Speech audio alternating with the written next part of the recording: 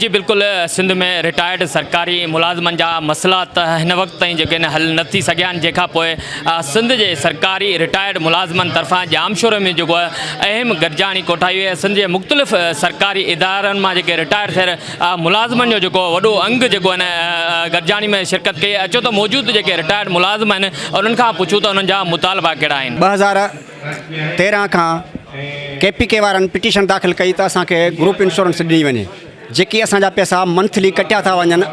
पहिरें ग्रेड खां वठी 22 वारे ताईं उहे पैसा मुख़्तलिफ़ मतिलबु नमूने सां कटिया था वञनि।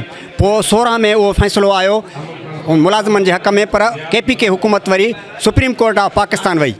पोइ सुप्रीम कोर्ट वरी 2018 में इहो फ़ैसिलो ॾिनो त वन टू ऑल जेके बि सूबा आहिनि उन्हनि जा जेके बि गवर्नमेंट मुलाज़िम आहिनि उन्हनि जी जेका ग्रुप इंश्योरेंस जी रक़म कटी थी वञे उहा रिटायरमेंट तहत उन वक़्तु उन्हनि सां मुरवजन सां सभिनी सां मुरवतनि सां ॾिनी वञे।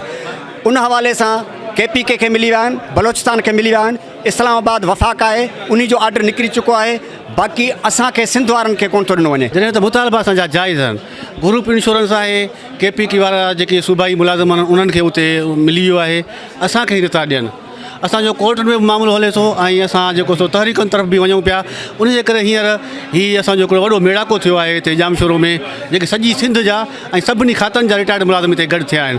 उन खां पोइ तव्हां ॾिसो रिटायर्ड मुलाज़िमनि सां माटर जी मावर सलूक कयो थो वञे। हीअ ताज़ी जेका गुज़िरियल बजट हुई उन में सिर्फ़ु 5% असांजी पघार वधाई वई। उन खां असांजी मेडिकल अलाउंस आहे, सनकोट आहे, काफ़ी असांजा जाइज़ मसाला आहिनि। असांजा कटियल पैसा न असांजो ड्यू राइट आहे उहो असांखे मिलणु खपे।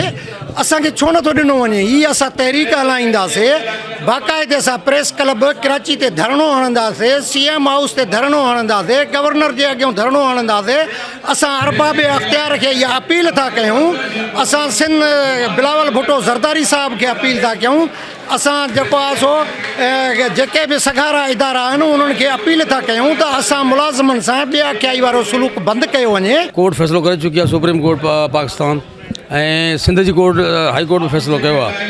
हाणे जीअं त हीअ जेको बैनुल ग्रुप इंश्योरेंस आहे इहो असांजे पघार मां कटिजे थो।